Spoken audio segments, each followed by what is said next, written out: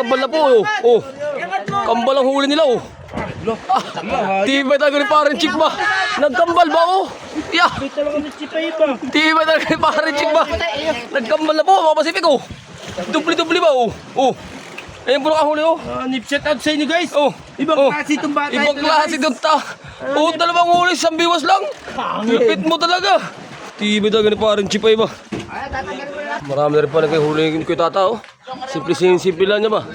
Oh, yeah. Grabe. Nananahimik lang pala yun, pero yeah.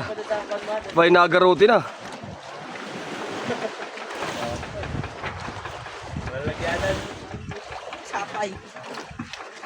Aba, ay ibang klase ang huli mo.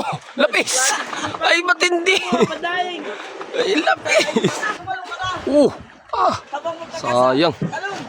Isa pa. Si Kuya May naman po ano, sinibaran sa ano, sas. Kaya tingnan natin kung anong isdain ang kanyang na ano, napasibad.